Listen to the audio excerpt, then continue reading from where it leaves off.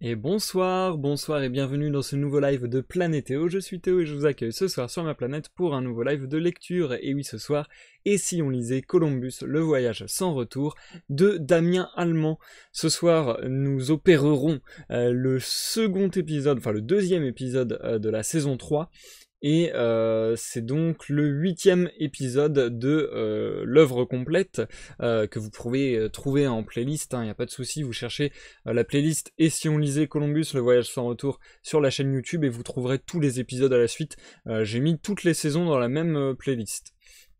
D'ailleurs, si vous nous regardez en rediffusion sur YouTube, n'hésitez pas à checker la description de cette vidéo, puisque comme d'habitude, je mets les timecodes à votre disposition pour que vous puissiez passer l'introduction, passer les pauses dans la lecture et aller directement à ce qui vous intéressera, ou bien ça peut vous faire aussi un marque-page en mode ah bah j'ai déjà écouté la première partie de lecture, je reviendrai écouter la seconde plus tard, et hop, vous avez un timecode à cliquer et vous êtes déjà au bon endroit. Voili voilou. Ce soir, du coup, comme je le disais, la suite de la saison 3. Je pense à nouveau que ça sera un live relativement court, comme le précédent, parce que j'ai pas forcément grand chose à vous annoncer dans cette introduction de plus que les fois passées. Y a pas beaucoup de neuf en fait en ce moment, parce que bah voilà, j'arrive à bien faire tourner ma routine entre guillemets, c'est-à-dire que j'arrive à faire bien les lives que j'annonce faire, et j'arrive à les faire à peu près régulièrement.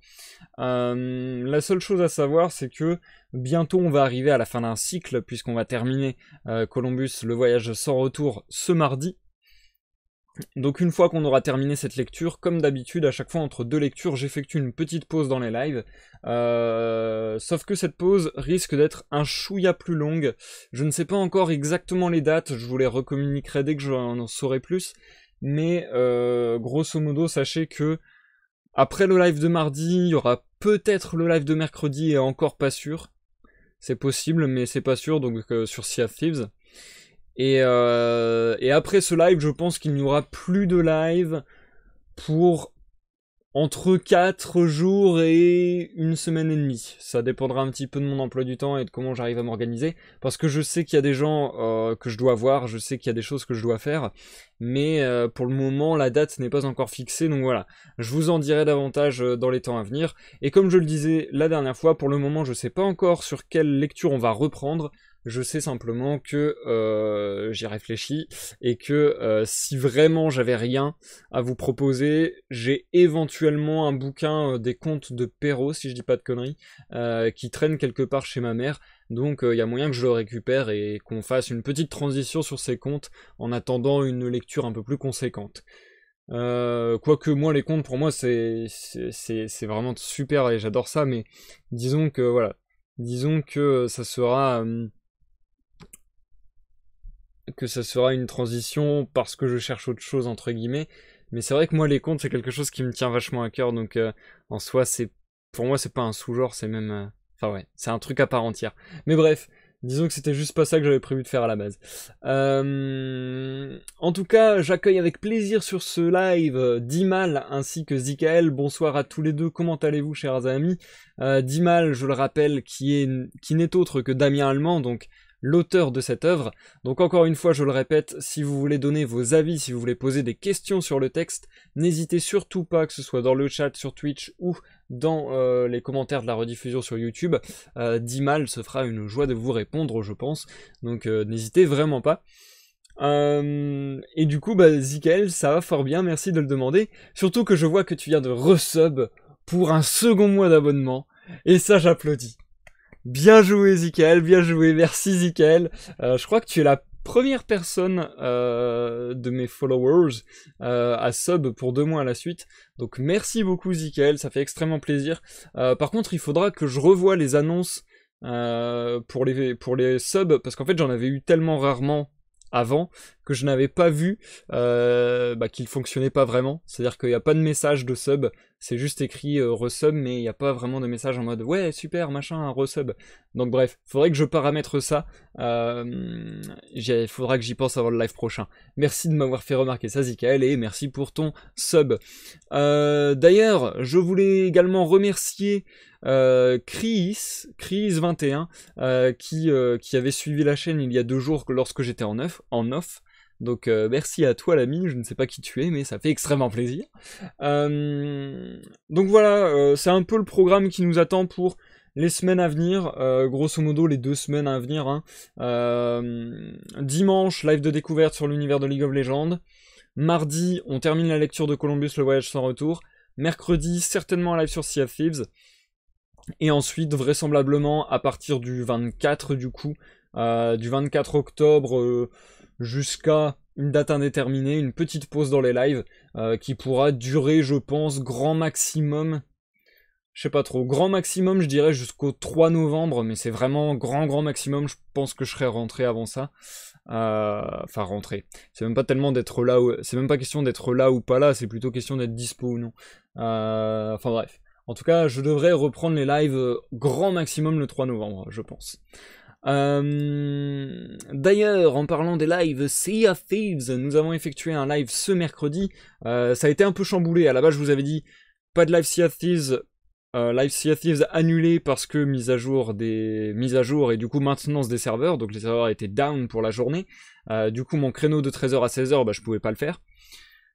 Ensuite, je vous ai dit qu'on allait peut-être partir sur We Were Here Together, la suite avec Mirani. Malheureusement, Mirani n'était pas disponible pour le créneau 13h-16h. Et ensuite, plus tard dans l'après-midi, c'était moi qui n'étais pas disponible.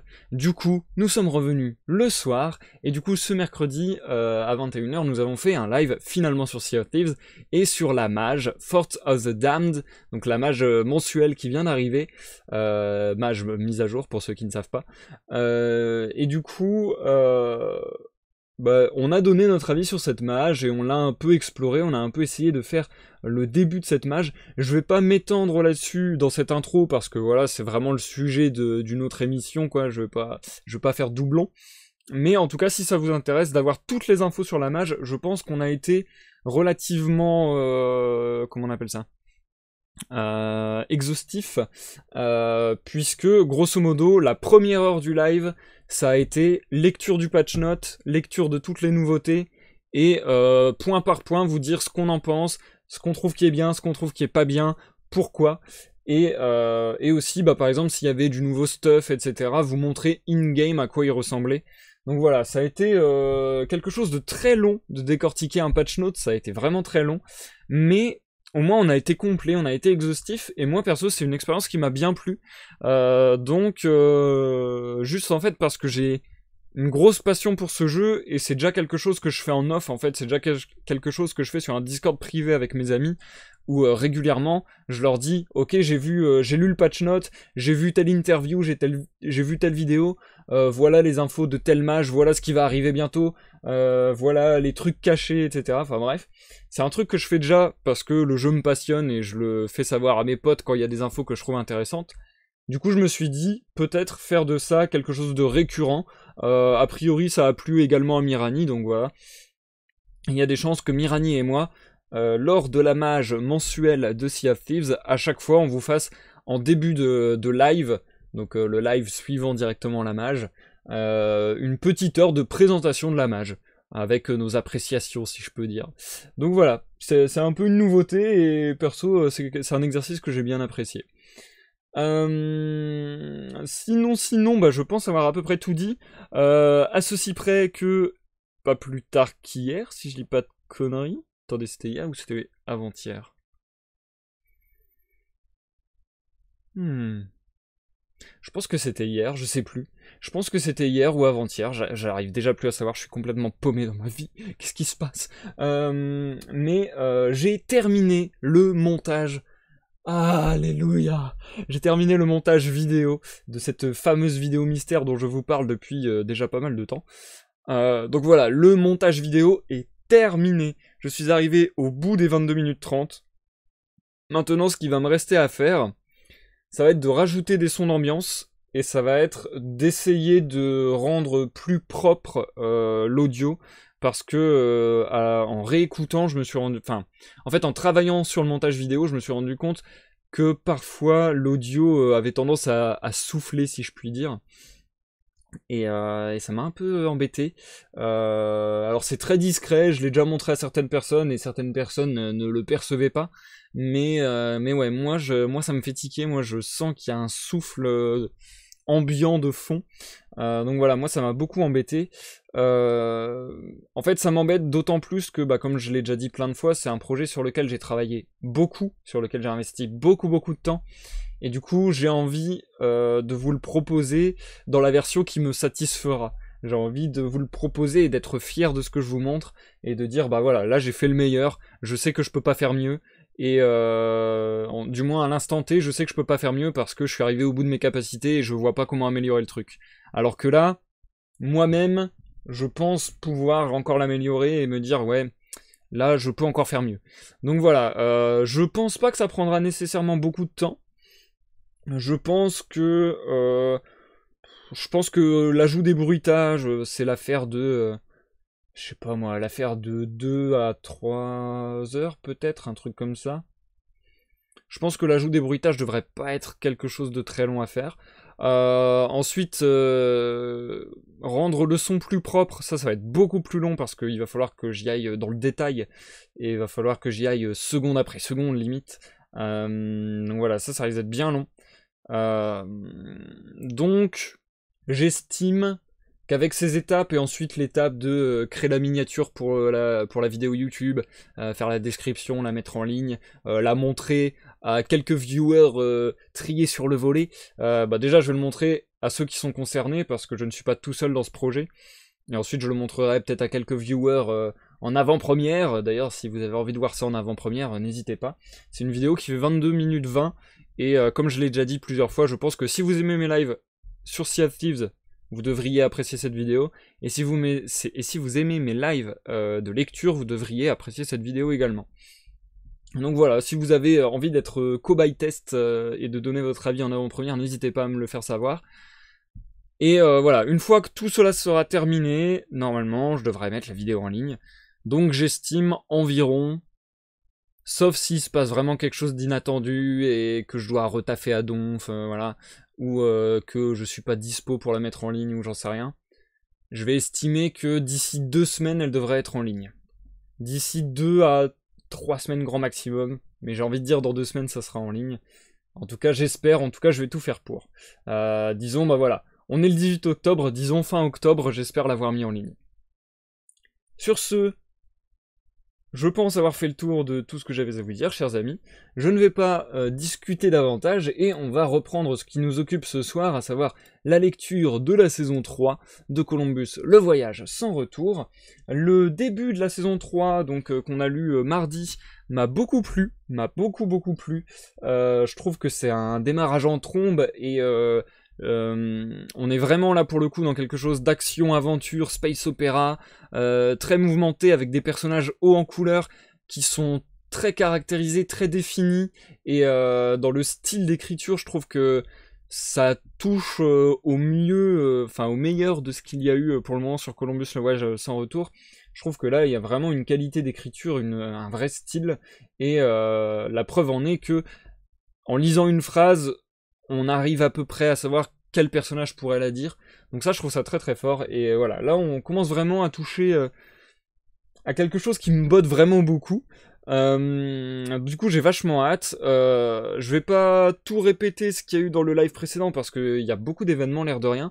Mais grosso modo, pour vous faire attacher les wagons à ceux qui auraient déjà vu le live précédent, si c'est pas le cas, pas bien. Allez-y tout de suite avant de vous faire spoil. Mais du coup, voilà, pour attacher un peu avec le live précédent, grosso modo, nous nous en étions arrêtés au moment où Baltkern était en train de se faire, entre guillemets,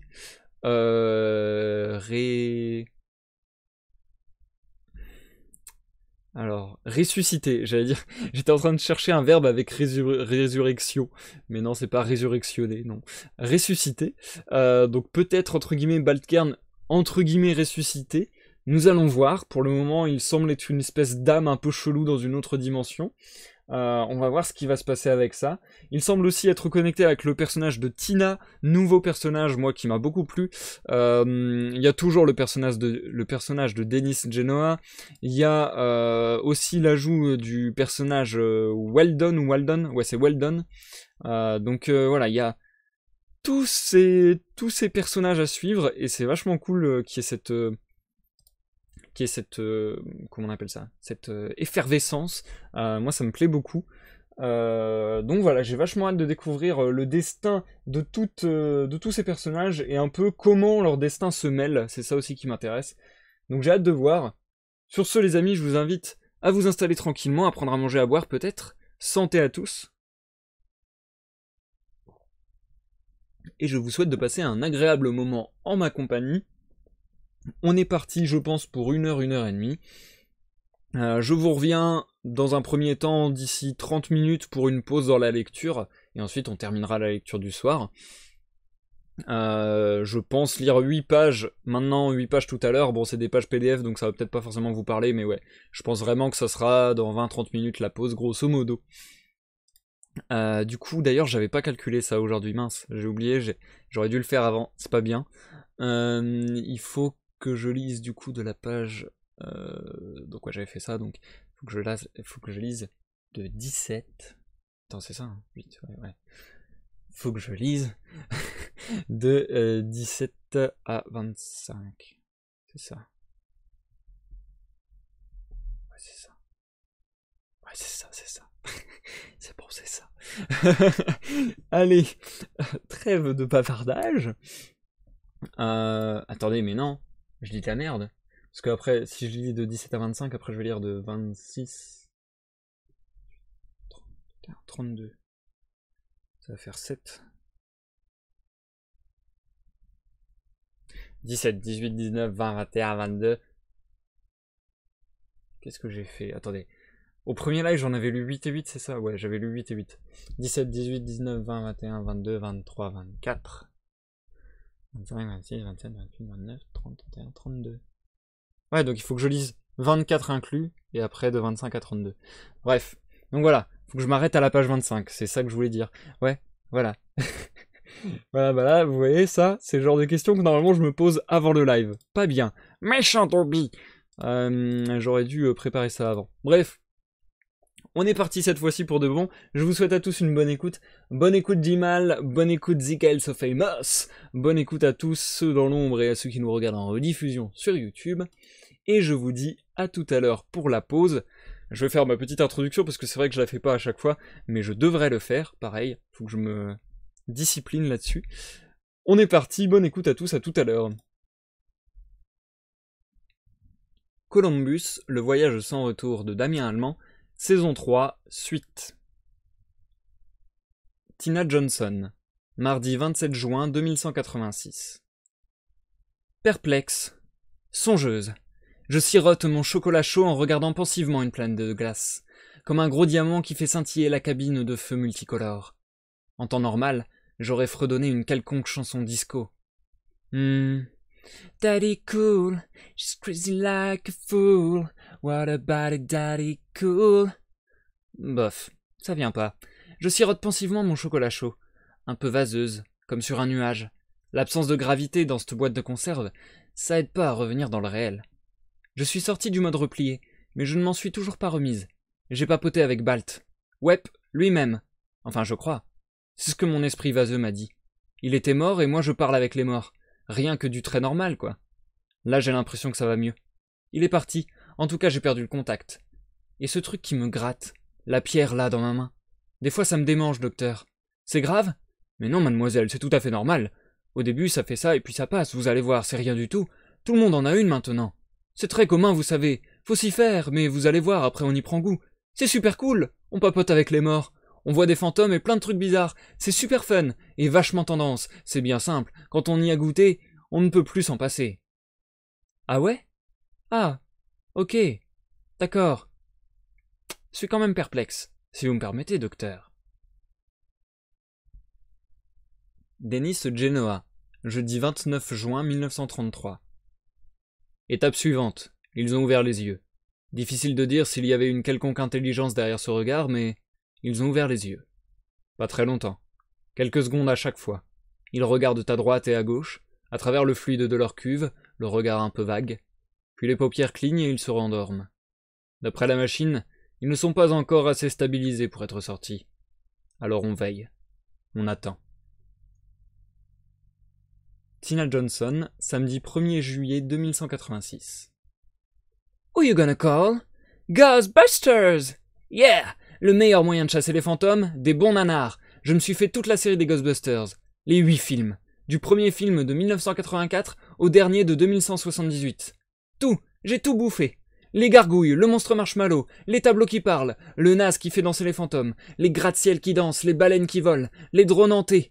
Ah, ce que c'est con, mais ça fait du bien. Yeah! Je suis totalement remonté. J'ai fait un max de sport, des kilomètres de natation et de course en montagne. Demain, je replie à nouveau. Ils peuvent revenir, les fantômes. J'ai pas peur. Je vais les dégommer. Weldon à la vie, lundi 3 juillet 1995. Je les ai sortis de leur cuve pour les mettre en convalescence dans des stations de repos. Leurs muscles semblent avoir retrouvé leur tonicité. Ils me donnent l'impression d'avoir repris un certain niveau de conscience. C'est difficile à dire parce que les rares sons qui sortent de leur bouche ne sont pour moi que d'étranges borborigmes. Mais j'ai l'impression qu'ils sont effectivement revenus. Attendons encore quelques jours, et ils devraient être en état de formuler des phrases que les Kiiknas me traduiront avec leur IA. Tina Johnson, mercredi 5 juillet 2186. Bon, aucun fantôme en vue, mais je n'ai pas pris le risque de les attirer, alors plutôt que de regarder des films d'horreur, je me fais toute la série La Petite Maison dans la Colonie. Il paraît que c'est un remake modernisé d'une vieille série d'il y a 2 siècles. C'est un peu cucu, mais ça se laisse regarder. Hier, j'ai aussi passé pas mal de temps à changer un joint. Rien qui ne pressait, mais quand on est en mode replié, on est plus prudent que d'habitude. Alors je double mes tournées d'inspection. Bon, je retourne voir la suite de La Petite Maison dans la Colonie.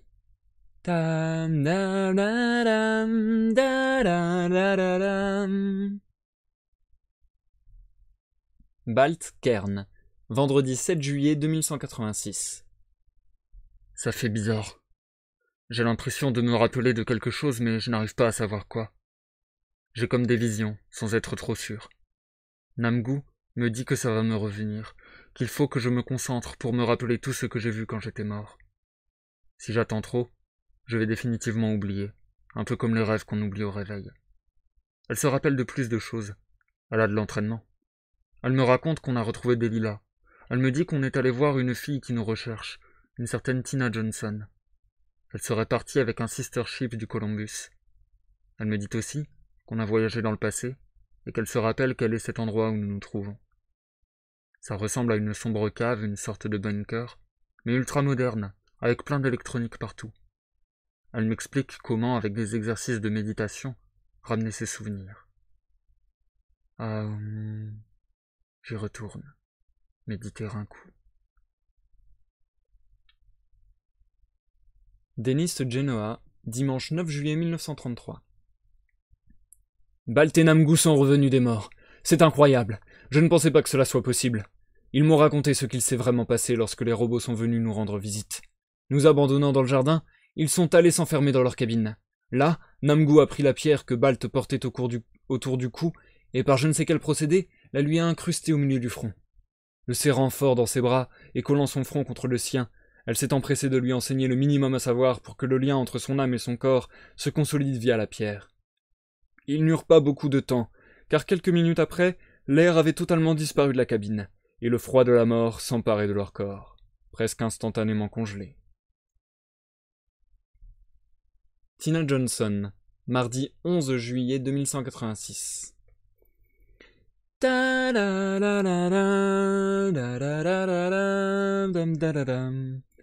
Me voilà sorti de l'espace replié, alors que je n'ai pas encore fini la 4e saison de La Petite Maison de la Colonie. En tout cas, voilà un décor de conte de fées que la petite Heidi, l'héroïne de la série, apprécierait certainement. Un système solaire arc-en-ciel. Ils auraient pu mettre ça dans la série. C'est vraiment magnifique. Je ne sais pas ce qui compose ces planètes car j'ai toujours été nul en astrophysique. Il y en a une bleue, une mauve, une rouge, une jaune dorée, une verte et une magenta. Des couleurs très vives, comme je n'en ai vu dans aucun autre système. C'est ça qui est incroyable, comme si elles s'étaient toutes regroupées dans ce système. Je ne me lasse pas d'admirer le spectacle, je crois que je vais rester un peu ici. Juste pour le plaisir, et éventuellement pour les voir de plus près. Weldon à la vie, jeudi 13 juillet 9995. Ils savent où sont mes compatriotes, c'est ce qu'ils disent. Je n'en reviens pas et j'ai franchement du mal à y croire. Ils prétendent que dans la mort, ils ont découvert ce qu'il s'était passé ici. Je ne comprends pas ce que ça veut dire. Comment des gens évolués pourraient croire qu'il y a une vie après la mort? La vie, c'est juste une combinaison de réactions chimiques. Cela fait des millénaires qu'on a démontré que la conscience était une combinaison de codes neuroélectriques qu'on sait très précisément localiser dans le cerveau. Alors chercher des théories de voyage extracorporel, c'est vraiment du grand n'importe quoi. J'ai passé des millions d'années en état de quasi-mort, et je ne suis allé nulle part. Enfin, pour leur faire plaisir, on va aller voir où ils disent qu'il y aurait un passage. Au moins, ça leur montrera que ce sont des foutaises, et on pourra passer à autre chose. Balt Kern, samedi 15 juillet 2186. C'est incroyable, leur technologie biomédicale. Forcément, pour pouvoir conserver des gens dans des cuves pendant des millions d'années, il fallait qu'ils soient sacrément au point. Il y a quelques jours, on était morts, arrêt cardiaque et cérébral, depuis des mois. Aujourd'hui, on marche, on parle, on mange. Enfin, quand je dis on mange, la bouffe synthétique de leur bunker, c'est difficile de faire pire. Vivement le retour dans le Columbus. Je rêve de bons petits plats. Ici, il nous nourrit avec les molécules les plus adaptées à notre fonctionnement biologique que sa machine synthétise exprès pour nous. Bref, on finit de se remettre, on lui montre où sont partis ses copains, et on se dépêche de retrouver une vie civilisée dans le Columbus. En effet, on a marché pendant 2 jours dans ce labyrinthe blindé pour localiser l'endroit où Namgoo et moi avons vu les autres disparaître. L'endroit s'est un peu effondré, donc ça va un peu compliquer les choses. Mais les Kiiknas ont pu passer par le trou et confirmer qu'il y a un passage de l'autre côté. On leur prépare du matos d'exploration avec un drone pour leur tenir compagnie, et ils vont aller voir ce qu'il y a. Pendant ce temps, on consolidera la galerie de ce côté-ci, comme ça, s'ils trouvent quelque chose d'intéressant, on pourra déblayer et aller les rejoindre. Tina Johnson, lundi 17 juillet 2186. Et ben voilà, je les ai toutes visitées et fait quelques prélèvements. Celle qui est toute bleue est en réalité presque recouverte d'eau. C'est celle qui est presque la plus normale, mais il ne semble pas y avoir de vie sur cette planète. La rouge orangée est proche du soleil, balayée par les vents solaires et torturée par de terribles forces de marée, elle est recouverte d'un océan de lave. Là encore presque normale. Vient celle qui est jaune dorée. Eh bien, c'en est vraiment. De l'or, une planète entièrement recouverte d'or. La force de gravité est beaucoup trop élevée pour que j'y aille faire un tour. Même les drones, j'ose pas aller en prélever un peu, même si ce n'est pas l'envie qui m'en manque. Mais a priori, il n'est pas garanti que le drone revienne. Alors comme je n'ai pas trop besoin d'or pour acheter ma bouffe, je vais m'en passer. Mais bon, j'ai fait quand même des relevés. Et si jamais je retourne sur Terre, je négocierai ces infos, et surtout ces coordonnées. Très, très cher. Bon, les autres, j'ai pas trop compris les analyses spectrographiques. Mais là, je me savoure un milkshake à la fraise à la lueur d'un clair de planète rose bonbon. Un dernier plaisir coloré avant le retour au noir absolu d'ici demain.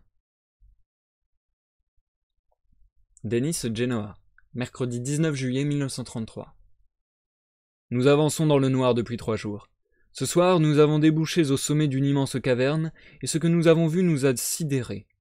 En bas, il y a une grande plaine couverte d'une multitude de lumières colorées. Je n'ai aucune idée de quoi il s'agit. Serait-ce une ville? Une forme de vie cavernicole? Nous n'avons observé aucun mouvement. Ces lumières semblent immobiles. Elles restent allumées en permanence. Demain, nous essaierons de trouver un chemin pour descendre. Ce soir, nous allons nous reposer de la longue marche que nous venons de faire. On a envoyé le drone, qui nous accompagne, descendre dans la vallée pour observer de plus près. Pendant qu'on se repose, il va nous chercher un chemin pour descendre, filmer ce qu'il y a en bas, retourner vers Balt pour lui rapporter notre découverte, et revenir vers nous avant qu'on se réveille. À la vitesse à laquelle il va, il aura largement le temps de faire le trajet. Weldon à la vie, vendredi 21 juillet 9995. Ils ont trouvé de la vie. Au bout du couloir qu'ils ont suivi, il y a une grande vallée peuplée de plantes et d'animaux qui vivent en puisant leur énergie dans les profondeurs de la planète. Je n'ai pas vu dans les images que le drone nous a rapportées de signes de mes compatriotes, mais je ne perds pas espoir.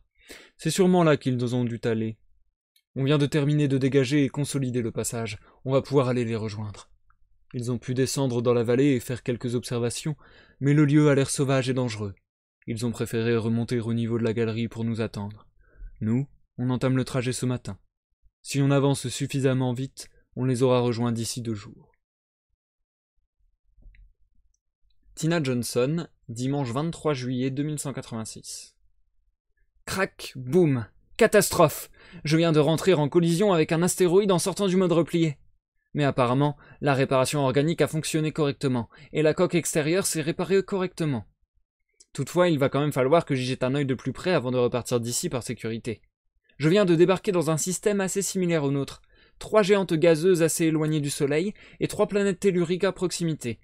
C'est en sortant trop près des anneaux d'une des géantes que j'ai mangé un caillou. J'aurais dû mieux préparer mon repli. Je vais tranquillement rejoindre une des telluriques, pour me poser et vérifier que tout va bien. Je pense rejoindre la deuxième. D'après mes instruments, elle ressemble beaucoup à la Terre. À peine plus petite, une épaisse atmosphère, un bouclier électromagnétique. Il ne lui manque que l'eau. En fait, il y en aurait d'après ce que je détecte, mais en trop petite quantité. On va aller voir cela de plus près. Si ça se trouve, dans le passé, il y a eu la vie là-bas. Balt, Cairn, mardi 25 juillet 2186. Fascinant. Une écologie entièrement basée sur l'énergie du magma de la planète.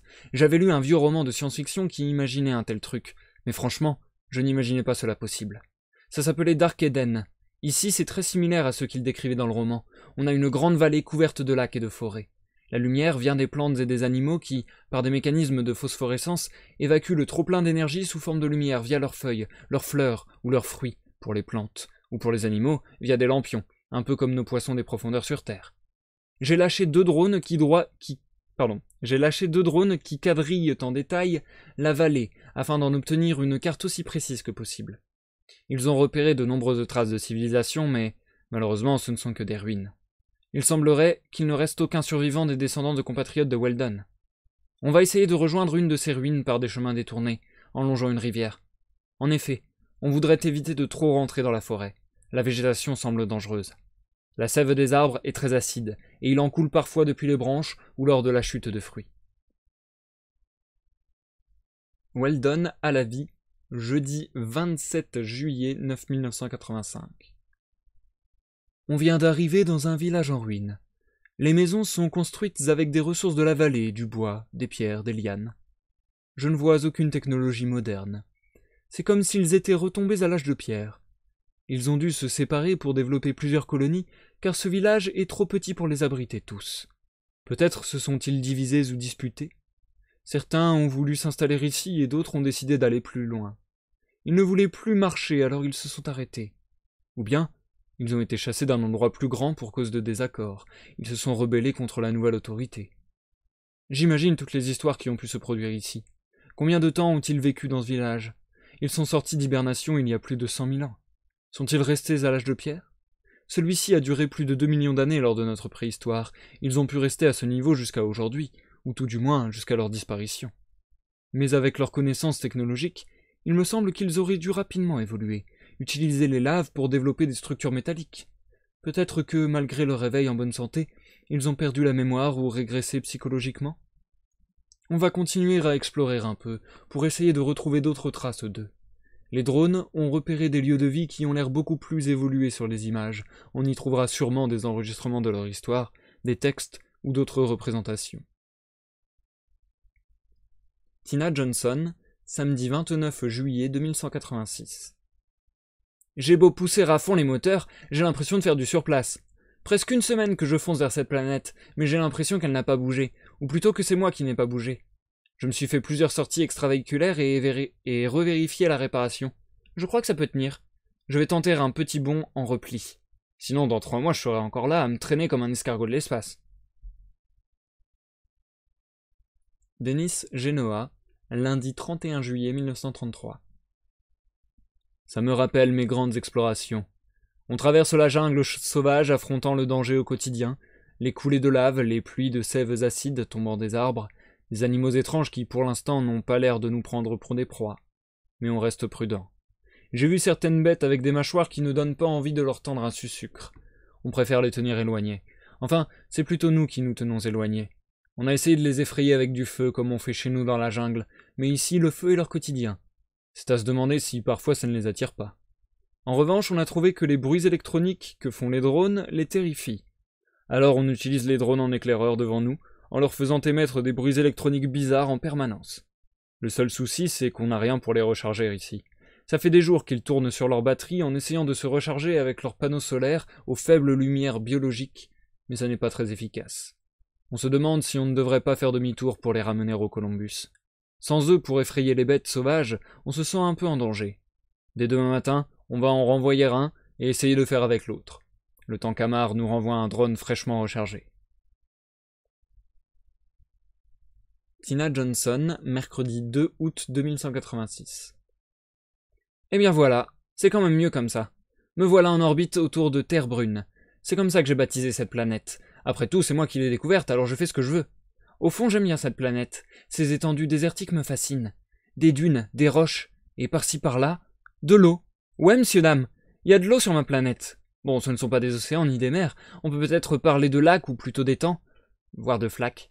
Généralement liquides, parfois gelés. J'ai même quelques montagnes enneigées, juste de quoi organiser quelques pistes de ski. Je devrais monter un centre de vacances ici. Terre brune, un centre de vacances à l'autre bout de la galaxie. Dépaysement assuré. Ce serait ma colonie. Je me ferais nommer président à vie.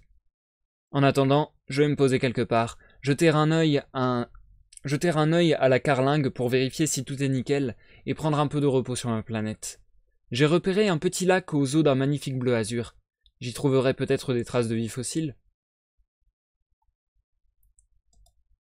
Et je vais m'arrêter là pour la première partie de lecture de ce soir, chers amis. Nous passons à la pause.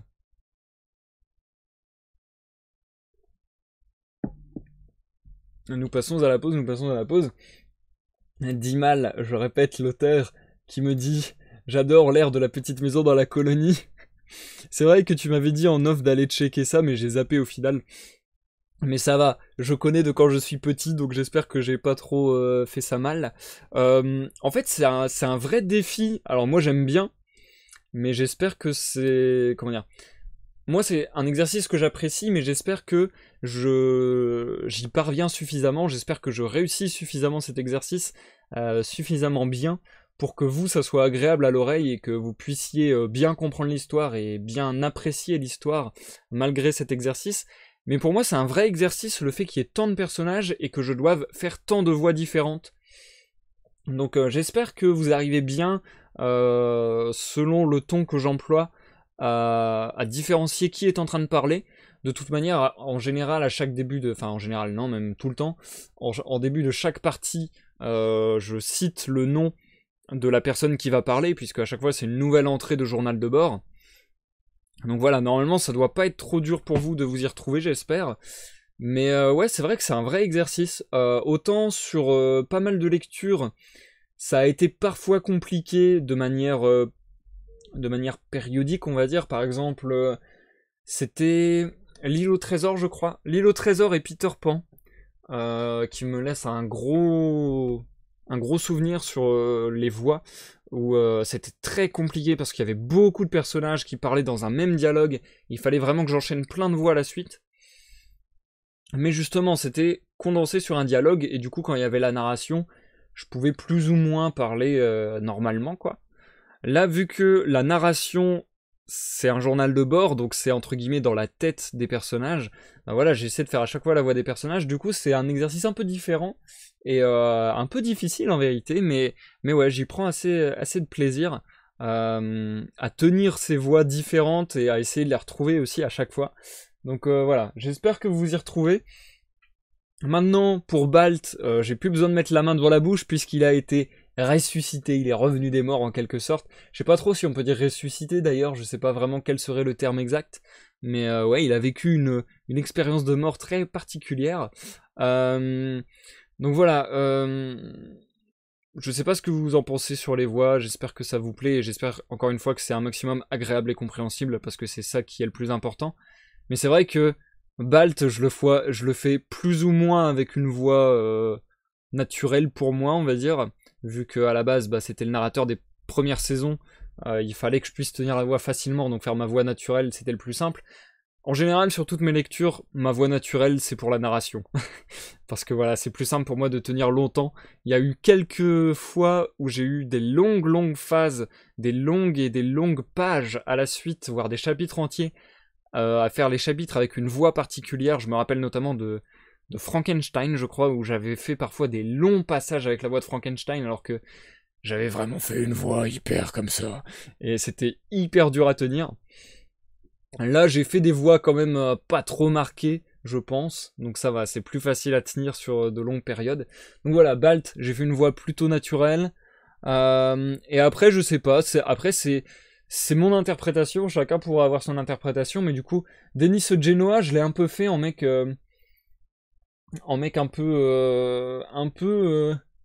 je dirais pas sûr de lui, mais un peu en mode explorateur, un peu voilà le mec. Je dirais pas non plus casse-cou, mais ouais, voilà, qui fait de l'exploration et qui sait ce qu'il fait, entre guillemets. Donc voilà, Denis, j'ai un peu fait avec une voix un peu plus grave, etc. Et en mode, oui, je suis arrivé sur cette planète. Voilà, quoi. Ensuite, Weldon, je l'ai fait un peu... Enfin, dans ma tête, c'est comme ça que je me les signifie pour me rappeler leur voix, en fait. Weldon, dans ma tête, c'est un peu plus en mode sage. C'est un peu le mec d'une autre civilisation extraterrestre qui date un petit peu, qui est un peu vieux, etc. Et qui, potentiellement, est peut-être plus sage, qui en connaît peut-être un peu plus, entre guillemets. Et du coup, je lui ai fait une voix plutôt calme et posée. Et voilà, ça, je joue même peut-être plus sur le rythme que sur la voix, mais du coup j'ai fait une voix un peu plus aiguë, un peu plus calme, un peu plus posée, un peu plus lente dans son rythme. Et après, Tina, je fais un tout petit peu plus aigu pour faire vite fait plus féminin, et après je fais juste un rythme rapide et enjoué pour essayer de marquer sa folie un peu Harley Quinnesque. Donc voilà. Mais c'est marrant, enfin c'est quelque chose que j'apprécie beaucoup dans les livres de lecture, de faire des voix différentes. Et c'est vraiment un exercice qui me fait marrer d'essayer de cerner et d'essayer d'imaginer très rapidement un personnage pour me dire, ok, tel personnage, à la manière dont il parle, à la manière dont il pense, je dirais qu'il est plutôt de tel archétype, de tel archétype, de tel archétype, et que du coup, je vais faire une voix plutôt grave, plutôt aiguë, plutôt posée, plutôt emballée, plutôt lente, enfin voilà. Et c'est vraiment comme ça que je pense aux personnages et que j'essaie de trouver leur voix, quoi. C'est vraiment en essayant de trouver leur premier trait qui me vient à l'esprit et de me dire ok, lui c'est un vieux. Voilà. Ok, lui c'est un vieux, déjà ça me fait une voix, quoi. Mais ouais, c'est quelque chose que j'aime beaucoup faire.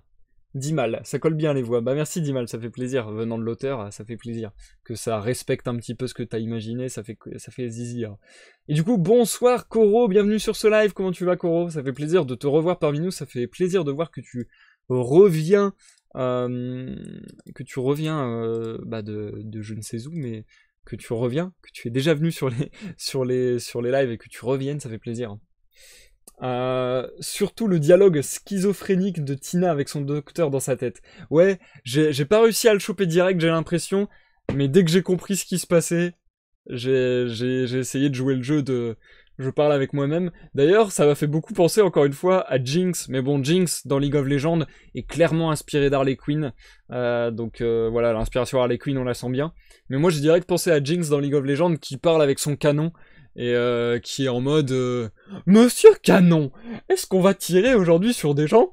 Oh oui, je crois, Jinx. Enfin voilà, c'est un peu l'image que j'avais en tête pour faire ce passage. Et du coup, n'empêche, sur les voix et sur les références de Tina, tu me fais faire des choses en live d'Imal. Je pense que j'ai jamais été si loin pour essayer de respecter l'écrit. C'est-à-dire que j'ai jamais été aussi loin sur essayer de faire des effets sur comment dire, pas la voix en elle-même, mais par moment quelques effets. Par exemple sur Balt, quand il y avait tous les avec la main devant et tout. Et là, de me faire chanter, tu m'as fait chanter Daddy Cole, tu m'as fait chanter La petite maison dans la prairie. La dernière fois aussi, j'avais vite fait chantonner quelque chose, je crois. Qu'est-ce que tu me fais pas faire d'Ival sur ces lives?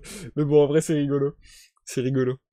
Donc ouais, franchement, moi personnellement, la lecture m'enjaille bien, pour parler de Jones. La lecture me fait grave plaisir, et en fait, comme je le dis souvent, c'est plus compliqué de dire quand ça... Enfin, c'est plus facile de pointer ce qui ne va pas et de dire ce qui ne va pas que de dire ce qui va, mais c'est pas pour autant que ça va pas, hein, au contraire. Justement, là, je suis vraiment conquis, j'aime vraiment la suite de cette histoire. La saison 3 me plaît vraiment beaucoup. Et du coup, là, j'avoue, j'ai pas forcément beaucoup de points négatifs à relever. Dans les points positifs, bah, comme je le disais, cette effervescence de personnages, moi, ça me plaît beaucoup parce que ça fait vraiment plein de points de vue différents sur ce qui est en train de se passer et du coup sur le futur que nous propose Columbus, le voyage sans retour. Donc ça, je trouve ça très très cool personnellement. Après, les interactions personnages, pour le moment, sont assez minimes, mais j'attends de voir justement quel va être le lien de Tina et Balt, parce que si Tina a entendu le fantôme de Balt, c'est qu'il y a un lien, c'est qu'il y a quelque chose, et ça, j'attends vraiment de savoir. Je me demande, j'ai une théorie, mais je sais même pas si je l'ai dit ou si je vous laisse. J'ai une théorie, ouais, à la limite pour le moment je vais pas dire. J'ai une théorie dont je vous parlerai plus tard parce que je vais peut-être pas vous spoiler si vous avez pas tilté la chose. Mais j'ai peut-être une théorie sur pourquoi ils sont liés. Enfin ouais, franchement, dans les points positifs, en fait, j'ai du mal à dire quoi que ce soit parce que bah juste c'est bien. Et quand c'est bien, c'est dur de dire ce qui est bien. Je dirais juste que les personnages sont vraiment bien écrits, ils ont vraiment leur personnalité et ça se ressent dans le style. C'est pour ça que je trouve le style beaucoup plus abouti, beaucoup plus travaillé. Enfin, peut-être que tu l'as pas plus travaillé, mais en tout cas mieux réussi. Mieux abouti dans cette saison 3. Je trouve vraiment ça mieux écrit et il y a vraiment un style. Qu'as-tu pensé du monde souterrain? Ça, j'attends de voir parce que je sais pas. Je trouve que c'est assez discret en fait. Je dirais peut-être, justement là, je vais peut-être entrer dans les points négatifs entre guillemets. C'est du fait qu'il y ait un personnage fort comme Tina et qu'en plus il y a beaucoup plus d'entrées sur Tina que sur les autres personnages, j'ai l'impression. Et bah du coup, j'ai un peu du mal à me focus sur le reste de l'histoire, je trouve. C'est-à-dire que Tina, j'arrive très clairement à suivre ce qui se passe. Le reste, j'ai un peu plus de mal, et je vais aussi te dire pourquoi. Je vais aussi vous dire pourquoi. C'est parce que là, il y a un point faible à mon sens. La mort de Balt m'avait beaucoup marqué. La mort de Balt, je l'avais trouvé dinguissime. Je l'avais pas vu venir à la fin de la saison 2. Et tout ce début de saison où il est un peu en esprit, en âme, dans une dimension parallèle, j'avais trouvé ça très intéressant et j'attendais vachement de voir ce qu'il allait en ressortir. Ce qui allait en ressortir plutôt. Et je dois avouer que je suis un peu déçu, un chouïa déçu, parce que je trouve que la résurrection de Balt se fait trop facilement, trop vite d'un coup. Enfin, ça fait vraiment genre, il y avait un truc... il y avait un point hyper important de l'histoire qui est réglé en 2 secondes sans qu'il y ait aucun souci, etc. Et moi là, je dirais que ça retombe dans les travers que j'avais peut-être notés sur les premières saisons, de dire que à chaque fois il y avait peu de problèmes et que les problèmes étaient réglés vraiment facilement. Et là je dirais la même chose. J'ai l'impression que, en fait, dans la première partie de trilogie où il était en âme, où il était dans cette espèce d'autre dimension, bah on n'essayait pas vraiment de le faire revenir, donc au final, il n'y a pas eu vraiment d'essai pour résoudre le problème. Par contre, à partir du moment où ils ont dit on résout le problème, enfin on essaie de les ranimer, paf, ça marche direct. Et du coup, je trouve que ça perd un peu d'impact. Ouais, mais justement, alors Dimal qui répond, il a quand même mis une demi-saison pour revenir. Ouais, mais justement, il a mis une demi-saison pour revenir, mais la résolution du problème en lui-même n'a pas pris du tout une demi-saison, ça a pris un chapitre, entre guillemets. C'est-à-dire que, enfin, une partie, entre guillemets, quoi. C'est-à-dire que il était là et c'était pas vraiment un problème à résoudre, c'était plus on comprenait pas la situation. Par contre, à partir du moment où quelqu'un a dit bon bah je vais ranimer un tel, bah là ça s'est fait en 2-3 parties. C'est bon, il était ranimé, il n'y a pas eu vraiment de problème pour le réanimer quoi. Et encore une fois, je redirais que j'ai l'impression qu'il n'y a pas une énorme émotion de la part des personnages sur un truc assez incroyable, quoi. C'est-à-dire que des gens reviennent de la mort, et j'ai pas l'impression que les personnages réagissent beaucoup. Là, Balt, j'ai l'impression que il est revenu des morts directement, il est en mode « Ok, c'est bon, je reprends ma life, tout se passe bien ». J'ai l'impression qu'il a pas été marqué par cette expérience, j'ai l'impression qu'il y est pas en mode putain, je viens de revenir des morts, qu'est-ce qui se passe? J'ai l'impression que ça l'étonne pas plus que ça, et les autres personnages non plus. Enfin ouais, je dirais que voilà, moi c'est mon petit bémol que je mettrais sur la résurrection de Bald. J'aurais bien aimé quelque chose de plus grandiloquent, quelque chose de plus... je sais pas, là comme ça, je peux pas imaginer une scène là comme ça, mais j'aurais bien aimé une scène un peu plus épique, peut-être un peu plus dramatique aussi, où il y a peut-être un plus gros risque, où on se dise ah bah là il est vraiment définitivement perdu, ou j'en sais rien. Je sais pas, je sais pas. Dis mal, faut voir aussi que tu lis les posts d'affilée alors qu'ils étaient publiés avec plusieurs jours de décalage, donc ça prenait quand même du temps. Alors oui, je répète que, pour ceux qui ne le savent pas, du coup, Columbus le Voyage sans retour a été publié sur un blog, le blog de Dimal, et d'ailleurs le lien est dans la description YouTube, ça doit être le premier lien de la description YouTube, n'hésitez pas à aller checker. Il y a aussi des illustrations d'ailleurs qui accompagnent le texte, donc n'hésitez pas à aller checker tout ça. Et du coup, je comprends ton argument, mais je le trouve pas valable, Dimal, je dois avouer, dans le sens où, encore une fois, pour moi, c'est pas tellement le temps qui n'est pas... C'est pas tellement le temps qui est la valeur, c'est plus... Enfin, comment dire? C'est plus, ouais, y a pas eu de difficulté à le ranimer, quoi. C'est plutôt ça, il y a pas eu d'obstacle, j'ai l'impression. C'est genre, on décide de le réanimer, on le réanime. Il y a pas eu... Il y a pas eu une quête où il fallait rechercher quelque chose, où il y a pas eu... Par exemple, je prends un exemple au pif, je dis la première chose qui me passe par la tête, mais ça aurait pu être Dennis qui voit des signes de vie et qui du coup entame des recherches et des trucs pour essayer de les ranimer. Ça aurait pu être Tina qui a des informations parce qu'elle a communiqué avec le fantôme, et du coup au bout d'un moment elle rencontre Dennis et elle leur communique des trucs, et du coup Dennis se dit putain mais il est encore vivant alors. Enfin tu vois, ça aurait pu être ce genre de choses qui font qu'il y ait une étape de plus et que ça soit pas juste il y a un mec qui veut réanimer des gens un peu au pif et il y arrive et ça marche. Mais qu'il y ait une étape de plus et qu'on soit en mode ah ouais d'accord, ils veulent le sauver. Il y a vraiment un truc de il se passe une chose et il y a une difficulté à surmonter. Alors que là c'est plus il y avait un état de fait et on est passé à un autre état de fait. Je trouve pas qu'il y a eu un obstacle ou un truc où on s'est dit il y a un problème, faut qu'on le résolve. Faut qu'on le résolve d'ailleurs. Dis mal, c'est vrai que l'histoire trace un peu, j'ai un peu speedé. Ouais voilà, je dirais que c'est un peu... c'est un petit peu l'un des reproches, entre guillemets, que je faisais sur ton œuvre globalement. Je trouve qu'il y a certains moments qui mériteraient d'être plus creusés. Après, c'est vrai que voilà, c'est aussi bénéficiaire ou délétère de ta manière de publier, c'est-à-dire d'avoir publié régulièrement sur un blog.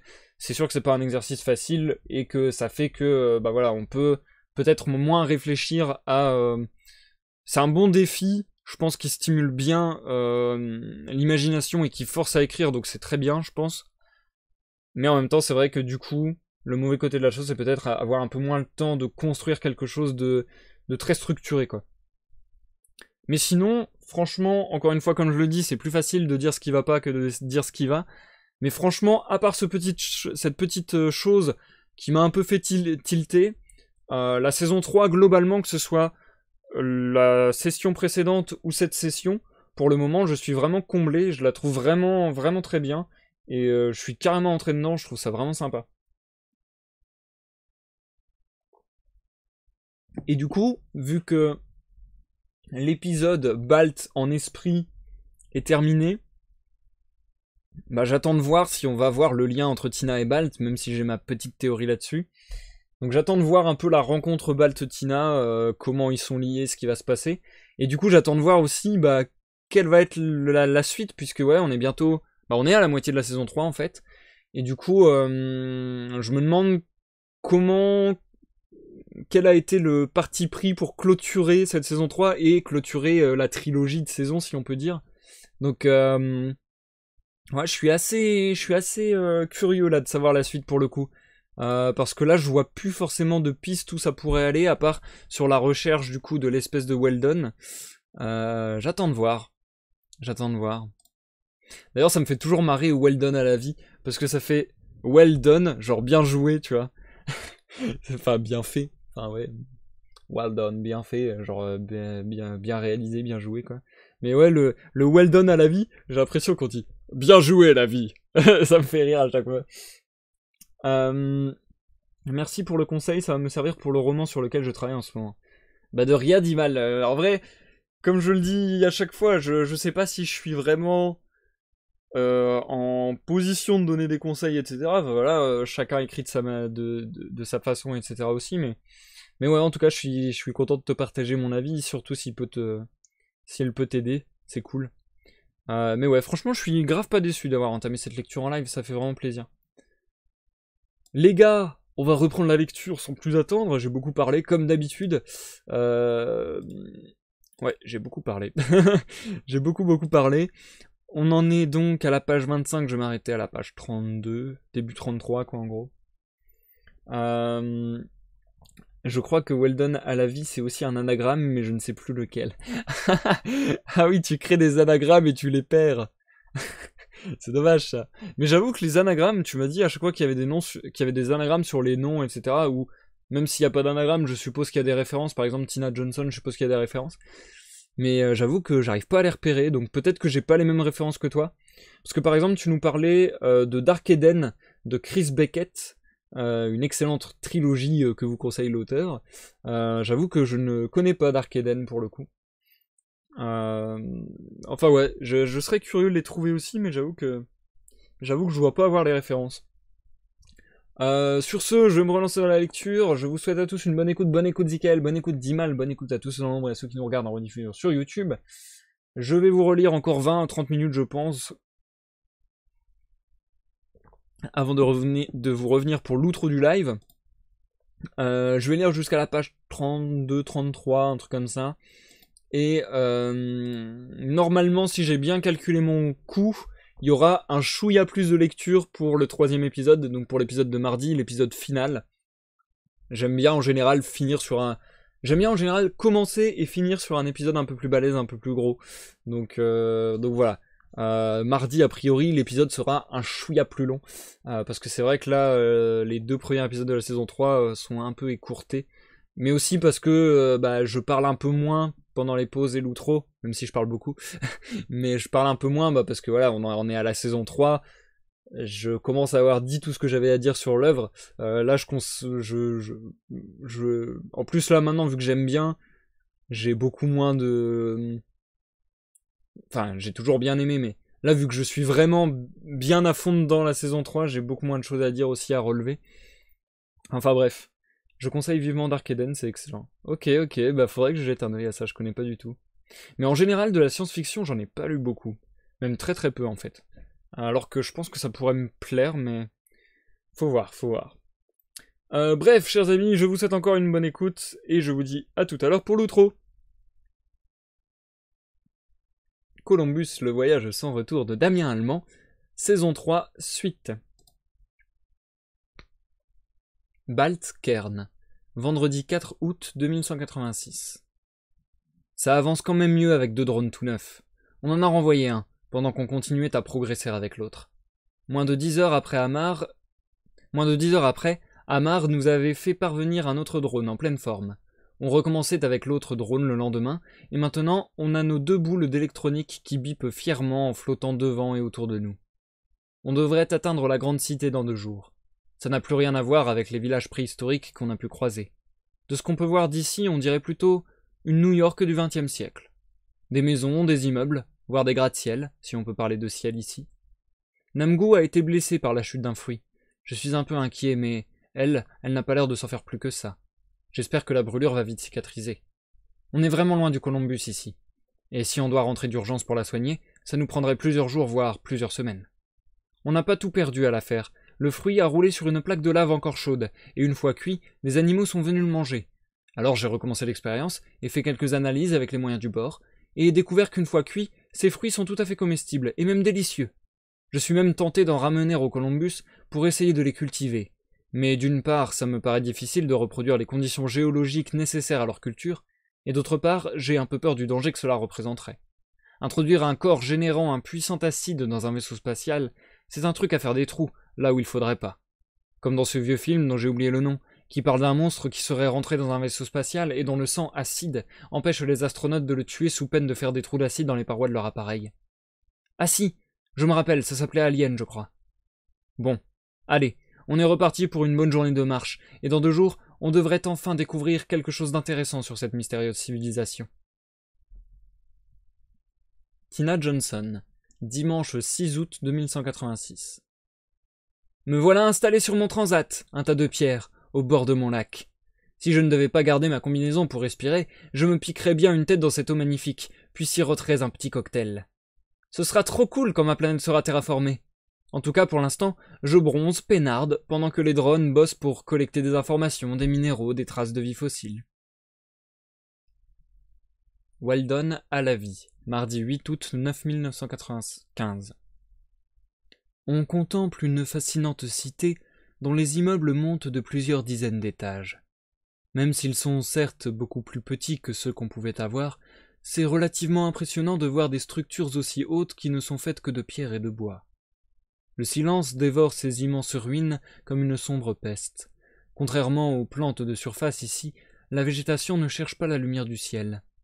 Ainsi, passé le 2e étage, ce ne sont que des murs vierges qui nous fixent de leurs nombreux yeux sombres. Ils imposent leurs masses obscures et mystérieuses au-dessus de la végétation qui tente de se répandre dans le peu d'espace qu'ils laissent au sol. La faune semble éviter ce lieu comme s'ils y voyaient de terribles prédateurs. Peut-être ont-ils appris de leurs ancêtres qu'il fut un temps où vivaient ici des êtres qui les chassaient pour les dévorer. Ces gens qui furent mes frères, mes cousins, mes neveux, mes enfants, mes petits-enfants, mes arrière-petits-enfants. Jusqu'à combien de générations ont-ils vécu ici? Pourquoi ont-ils disparu? Que leur est-il arrivé? Des guerres fratricides? Une épidémie? Une incapacité à s'adapter à l'alimentation souterraine? Je ne le saurai probablement jamais. On va explorer cette cité, peut-être trouvera-t-on des traces écrites ou peut-être tout aura disparu. Tina Johnson, jeudi 10 août 2186. Vouf! C'était comme un oiseau qui est passé devant moi dans un coup de vent. Sauf que ça ressemblait plutôt à un nuage, une forme floue et peu visible. Au début, j'ai cru à une poussière dans l'œil. Puis il y en a eu d'autres, si furtifs, que je ne suis toujours pas sûr de ce que j'ai vu. Dans le doute, je me suis réfugié à l'intérieur de l'appareil. C'est peut-être d'avoir passé la journée dehors hier qui m'a tapé sur le système. Je vais refaire un tour aujourd'hui. Je verrai bien si ça recommence. Mais je dois reconnaître que je ne me sens pas très rassuré. J'ai beau me dire que rien ne peut vivre sur cette planète, j'ai comme un étrange pressentiment. Baltkern, samedi 12 août 2186. Forcément, Weldon est très déçu. On n'a pas retrouvé ses descendants. On ne trouve non plus aucune trace écrite. Il faut dire que tout a été très détérioré par les siècles, voire les millénaires. On pourrait continuer d'explorer cet immense monde souterrain, mais on ne trouverait probablement que d'autres ruines similaires à celle-ci. J'ai envoyé les drones dans à peu près toutes les directions. Mais à part quelques autres ruines comme celle-ci, on ne trouve aucun des descendants de ceux qui se sont un jour installés ici. Espérant qu'on viendrait les chercher, quand leur soleil aurait cessé sa colère. On va préparer nos affaires et entamer le voyage retour vers le Columbus. Tina Johnson, lundi 14 août 2186. Vouf, vouf, vouf et revouf! Je vois de plus en plus de ces fantômes. C'est comme s'ils avaient toujours été là, mais qu'au début je ne les avais pas vus. Et puis petit à petit, mes yeux s'habituent, et commencent à les distinguer de mieux en mieux, comme quand on observe une image lointaine et qu'on met du temps à focaliser. Ils ne sont pas encore très nets, mais je les vois de plus en plus, et distingue un peu mieux leurs contours. Ça ne me met pas très à l'aise, alors je ne sors pas trop, mais la curiosité aidant, de temps en temps je sors jeter un œil. Ce qui est certain, c'est que je n'en vois aucun dans le système vidéo de l'Amérigo. Il est possible qu'il ne soit visible qu'à l'œil nu. Je vais sortir aujourd'hui, pour essayer d'en observer d'autres. Espérons que ça n'est pas nuisible. Denis Genoa, mercredi 16 août 1933. La routine de la traversée de la jungle a repris. Ça peut paraître étrange de parler de routine pour une telle aventure. Pour moi, c'est mon métier. Cette jungle a beau être très différente de celle que j'ai pu connaître chez moi, ce sont toujours les mêmes principes. Observer, réfléchir, anticiper le danger. Ça ne sert à rien d'être costaud si on ne sait pas repérer et identifier le danger. Le danger, qu'il soit végétal ou animal, qu'il vienne d'en haut ou d'en bas, on acquiert vite les réflexes dans les gestes et dans le regard. Repérer un de ces fruits mûrs susceptibles de tomber et de vous éclater au visage, vous brûlant de sa substance acide. Savoir se créer un endroit sécurisé pour le repos consiste ici à localiser un ruisseau et l'utiliser pour se creuser une tranchée. Les animaux ne craignent pas le feu, mais l'eau les dérange. Ils peuvent s'arrêter pour boire, mais éviteront de franchir une rivière ou un ruisseau s'il y a le moindre risque qu'ils puissent être éclaboussés. Bien sûr, on doit aussi veiller à être à une distance suffisante de tout arbre possédant des fruits mûrs. Ensuite, on peut se prendre une nuit, si tant est qu'on puisse parler de nuit dans cet environnement sans aucun cycle circadien, en se relayant pour veiller. Ce soir, je prends la première veille. Tina Johnson, samedi 19 août 2186. To be or not to be. Qu'est-ce qu'être? A-t-on la bonne définition de la vie? Les questions que je me pose aujourd'hui. La planète que je croyais déserte de toute vie m'a bel et bien l'air habité. Depuis une semaine que j'observe ces fantômes, je commence à mieux les comprendre. Certains m'ont l'air de type végétal, fixés au sol. D'autres, que j'appellerais animaux, se déplacent de ci et de là. Ils ont des formes très variées. Une dominante rappelant les calamars ou les poulpes. Ils me paraissent immatériels. Certains sont ainsi parvenus à rentrer à l'intérieur du Columbus. Amar, d'ailleurs, me prend pour une folle, car elle n'en perçoit pas du tout la présence. Je suspecte que c'est cette pierre dans ma main qui me permet de percevoir ces entités. À mon avis, il s'agit d'une vie totalement immatérielle, comme s'ils étaient composés exclusivement d'une âme. Ma théorie est qu'il a dû y avoir une vie biologique sur cette planète, à une époque lointaine, mais que les conditions climatiques se sont tellement détériorées que cette vie a disparu, du moins sous sa forme biologique. Mais l'aspect éthérique de celle-ci a persisté et continué d'évoluer. D'où la question que je me pose. La vie est-elle une suite de réactions biochimiques qui produiraient une sorte de structure immatérielle? Ou bien, c'est cette même structure immatérielle qui est réellement la vie? Je suis partagé entre continuer mes observations et fuir au plus vite avant que l'Amérigo ne soit complètement envahie. En effet, si ces structures éthériques sont vivantes, j'imagine qu'elles doivent se nourrir d'une manière ou d'une autre des autres fantômes. Elles pourraient alors s'avérer dangereuses pour moi et pour mon jardin. Je pense que, dans le doute, je ne vais pas trop m'attarder, et qui sait cette planète demain ou après-demain. Balt, Cairn, mardi 22 août 2186. On ne cherche plus à explorer. On s'est résolu à l'idée de rentrer au Columbus. On en parle avec Weldon. Il va nous suivre et quitter sa planète avec nous. Il n'y a plus rien qui le rattache ici. Il a quelques idées sur l'endroit où ses compatriotes ont pu aller. On ira d'abord récupérer notre sonde qui maintenant doit être suffisamment loin du système où on l'a lâchée pour ne pas risquer de se faire prendre une deuxième fois. Ensuite, on ira voir si on retrouve les descendants de ses compatriotes. Mais bon, chaque chose en son temps. Sortons de cette jungle souterraine d'abord. Tina Johnson, vendredi 25 août 2186. Courage! Fuyons! J'ai finalement quitté cette étrange planète. Je crains toutefois d'avoir emmené avec moi une ou deux de ces créatures immatérielles. Elles ne m'ont montré aucune agressivité. Sur leur planète, j'ai pu les voir se dévorer entre elles ou consommer des végétaux, mais il semblerait qu'elles ne me considèrent pas comme de la nourriture. Du moins pas encore. Il faut bien avouer que je ne suis pas totalement tranquille. Le temps que je me positionne pour le prochain saut, je vais essayer de les localiser. Si je peux d'une manière ou d'une autre les confiner quelque part, voire m'en débarrasser, je me sentirai mieux. Weldon à la vie, dimanche 27 août 1995. Nous progressons bien dans cette nature sombre et hostile. Dans une semaine, on devrait en voir le bout. À chaque fois que nous croisons des ruines, je ne peux m'empêcher de les explorer pour essayer de trouver quelque chose.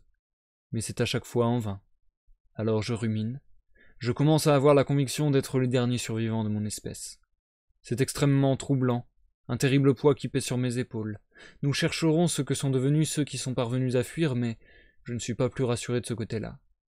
En effet, s'ils étaient parvenus à reconstruire une civilisation quelque part ailleurs, pourquoi ne sont-ils pas revenus nous chercher? Que devrais-je faire si je découvre que je suis effectivement le dernier survivant? Comment partager ce que je sais de notre culture pour que celle-ci au moins ne disparaisse pas? Ces gens qui m'ont trouvé sont peut-être ma seule chance de laisser une trace de notre passage dans cette galaxie. Grâce à notre coopération, ils ont pu me redonner vie et apprendre ma langue. Il semblerait qu'ils soient mon seul espoir de ne pas disparaître complètement. Tina Johnson, mardi 29 août 2186. 1, 2, 3, soleil! Je joue à cache-cache avec mes passagers clandestins. Oui, je dis bien mes et pas mon. J'en ai dénombré au moins 4 ou 5, de formes et de tailles différentes. Je ne me suis pas encore positionné pour mon prochain saut en espace replié. J'aimerais bien d'abord trouver un moyen de les capturer, voire de les éjecter, car je ne me sens pas particulièrement en sécurité avec ces créatures bizarres à bord. Donc je me donne quelques jours pour les étudier, comprendre comment ils se déplacent, ce qui les attire ou les repousse, voire parvenir à interagir avec eux. Balt, Cairn, jeudi 31 août 2186. Cette expédition, si elle était excitante par l'exploration d'un monde tout à fait singulier, commence à devenir pesante et ennuyeuse.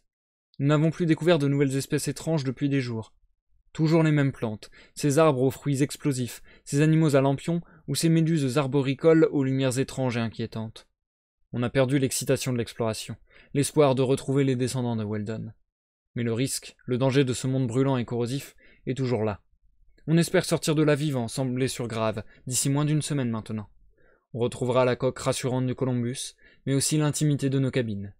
Il faut bien avouer que depuis notre retour à la vie, Namgoo et moi n'avons pas eu l'occasion de passer du temps seuls tous les deux, et je sens bien dans son humeur ronchonne, dans sa manière de se frotter contre moi, que cela lui manque.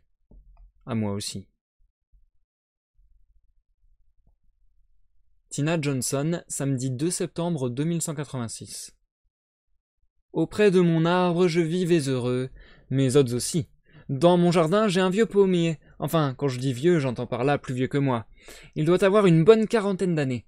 Cela l'a d'ailleurs beaucoup perturbé, ce pauvre vieux, de se retrouver brusquement plongé dans un environnement sans gravité. Il a bien failli périr.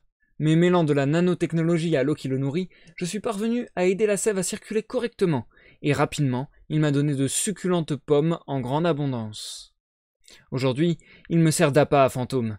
En effet, mes hôtes immatériels semblent curieusement attirés par lui. Il se produit comme une sorte de fusion avec ses branches. J'ai l'impression que l'arbre lui-même développe ses propres excroissances immatérielles, les mêlant à ceux de mes ectoplasmes. Je pense cela parce que il me semble voir des différences de couleurs dans l'étrange ballet qui se joue dans mon jardin, comme une fascinante aurore boréale bicolore avec les fluides dorés de mes passagers et ceux légèrement plus bleutés de mon vieux pommier. Je vais les observer encore quelques jours, et si cela me semble stable, j'envisagerai le repli avec un peu plus de sérénité. Weldon à la vie, lundi 4 septembre 1995. Nous voilà enfin sortis de la jungle. On a retrouvé le laboratoire aujourd'hui. Je laisse un dernier message dans l'ordinateur du centre. On va passer la nuit ici. On rejoindra le Columbus demain où on préparera notre départ. Ils vont m'emmener avec eux. Plus rien ne me retient ici. Difficile d'être très bavard. Je suis déçu à l'idée que notre projet de sauvegarde a en partie échoué. J'ai perdu tous ceux qu'on avait mis en hibernation. Je n'ai aucune nouvelle de ceux qui ont tenté d'aller coloniser d'autres mondes. Ont-ils survécu? Pourquoi ne sont-ils pas revenus nous chercher?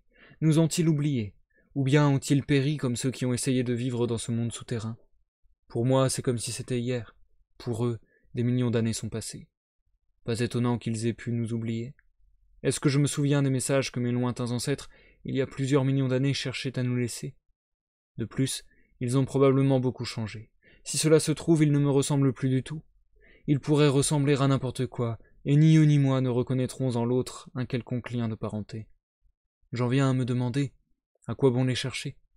Je me contenterai de suivre mes sauveurs comme s'ils étaient ma nouvelle famille. C'est probablement ce qu'il me reste de mieux à faire, leur offrant mes connaissances scientifiques et ma technologie. Tina Johnson, mercredi 6 septembre 2186. J'ai opté pour le repli. Mes nouveaux amis semblent s'être tous fixés à mon pommier. Ils construisent comme une sorte d'osmose qui m'a l'air stable. Alors j'ai décidé de ne pas perdre plus de temps. Je vise directement le système que Balt a identifié comme celui originaire des envahisseurs. J'y jetterai un rapide coup d'œil quelques secondes, le temps de prendre une photo dans toutes les fréquences. Puis je repartirai aussitôt. J'aurai tout le temps du repli retour pour examiner la photo et voir si je trouve le signe du Columbus. En ultra haute définition, j'en verrai assez pour identifier sans ambiguïté sa signature. Ça me prendra probablement plusieurs jours, voire une semaine ou deux pour le localiser sur la photo, mais s'il est là-bas, je le verrai. J'ai déjà préparé le saut retour vers un système à 2 semaines de là-bas, en mode replié. Me voilà donc enfermé pour 3 à 4 semaines, avec mes nouveaux compagnons de route. Ça va me laisser le temps de les observer. Dennis Genoa, vendredi 8 septembre 1933. Nous avons enfin retrouvé le confort du Columbus. Une bonne nuit dans notre cabine, de l'eau propre, douce et chaude, de la nourriture en abondance. Ça fait du bien. Mais les plus heureux semblent être Namgoo et Balt. Ils ont passé presque une journée entière seuls, enfermés dans leur cabine. En prévision de notre retour dans le système qui a coûté la vie à Balt et Namgoo, Trisk, Weldon et moi avons travaillé à de menues améliorations de notre vaisseau. Le Columbus pourra passer plus rapidement en mode replié, et le repli généré ne s'ouvrira qu'au dernier moment. Weldon s'est aussi octroyé un morceau du jardin pour y faire pousser des plantes qui conviennent plus à son alimentation. Nous avons réaménagé la soute pour concevoir une cabine pour Weldon. Le Columbus, originellement conçu pour un voyageur solitaire, devient un véritable navire de croisière. Nous allons encore profiter du confort de notre maison en dur pendant quelques jours, puis nous irons récupérer le drone que nous avons abandonné. Espérons qu'il aura réussi sa mission, et que cette fois, nous parviendrons à le récupérer sans qu'il ne nous arrive malheur. Tina Johnson, dimanche 10 septembre 2186. Dès que j'ai un temps libre, je m'installe dans le jardin et je bulle. Comme une bulle dans un soda, oui. Je flotte sans trop bouger, et j'observe mon arbre. Il a fleuri beaucoup plus vite que prévu. Des fils de ce fluide doré s'élancent depuis les pétales, bercés par un vent d'origine inconnue. En sa présence, j'ai remarqué que de tels fils s'élancent aussi depuis la pierre dans ma main. Ceux-là sont d'un magnifique vert émeraude. Je n'ose pas m'approcher trop, de crainte qu'il ne se produise un contact aux conséquences incertaines. D'un autre côté, la curiosité me démange furieusement. Et si je venais de découvrir là une nouvelle forme d'intelligence? Qui sait? Je pourrais peut-être apprendre quelque chose, accéder à une autre dimension. Parler avec Dieu? Il y a bien dans la Bible l'histoire de ce buisson ardent qui parle. Et si... Et je vais m'arrêter là pour la lecture de ce soir, chers amis. Nous passons à l'outro du live.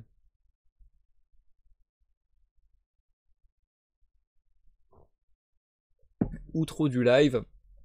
J'ai bien conscience, malheureusement, que le live est un peu plus court sur la saison 3. Voilà, sur la saison 3, les lives sont un peu plus courts que sur la saison 1 et 2. Je suis désolé, mais en fait, c'est juste parce que j'ai envie de garder une régularité. En fait, vu que la saison 1 et la saison 2 ont duré tous les deux 3 épisodes, bah là, même si c'est un peu plus court, j'ai envie de le faire durer sur 3 épisodes pour que voilà, ça fasse joli. C'est très con, mais je suis un peu maniaque comme ça des fois. Donc là, ça fera joli. Ça sera joli. Genre sur la playlist, on verra bien. Épisode 1, 2, 3, saison 1. Épisode 3, 4, 5, 6, saison 2. Épisode 7, 8, 9, saison 3. Donc voilà, ça nous fera une bonne playlist de 9 épisodes, de 9 vidéos pour cette série. Donc voilà. Ça me fait bien plaisir. Perso, bah voilà, là j'ai encore une fois pas grand chose à ajouter, à part que j'ai bien apprécié. Franchement, je pense que la saison 3 c'est celle qui m'a le plus plu. Personnellement, je trouve que le ton... Enfin, je trouve que c'est là où t'es le plus doué, d'Imal, donc Damien Allemand. Je trouve que c'est là où l'auteur est le plus doué dans l'écriture d'aventure-action... space opéra. Comme je le disais, ça me fait un peu penser à Babylon 5. Cette équipe qui se crée petit à petit, c'est assez sympa, c'est pas mal. Qu'est-ce que je vais dire aussi? Mince, j'ai complètement oublié, je retrouverai pas, c'est pas grave, je vais passer à un autre point que je voulais évoquer. Mais ouais, du coup, ouais, la forêt avec plein d'éléments translucides et de l'acide souterrain, c'est vrai que là, vu que tu me l'as fait remarquer, enfin vu que tu m'as posé la question à la pause, j'ai un peu plus fait attention. C'est vrai que ça peut permettre de très jolies images. Mais je trouve d'ailleurs que c'était plus compréhensible la nature de cet endroit dans les parties que j'ai lues après la pause, alors que dans les parties que j'ai lues avant la pause, je trouvais ça un peu moins compréhensible. En fait, je pense que c'était moins compréhensible aussi parce que c'était justement dans la rapidité juste après la résurrection de Balt. Et en fait, je m'attendais pas à ça à ce moment-là. Du coup, je pense que j'ai un peu skippé l'information. Alors que là, j'ai l'impression de l'avoir digéré et d'avoir mieux compris la topologie du lieu. Et ouais, c'est vrai que ça peut faire un joli décor. Comme il le décrivait le personnage, cette espèce de faune et de flore qu'on peut avoir nous dans nos profondeurs abyssales. C'est intéressant de le transposer dans une forêt, et en plus une forêt souterraine. Enfin, ça fait beaucoup de trucs très particuliers. Ça fait un peu un truc à la Jules Verne aussi, avec Voyage au centre de la Terre. Ouais, c'est bien sympa ce genre de décor. C'est vrai que j'aurais peut-être aimé aussi m'attarder un peu davantage sur la...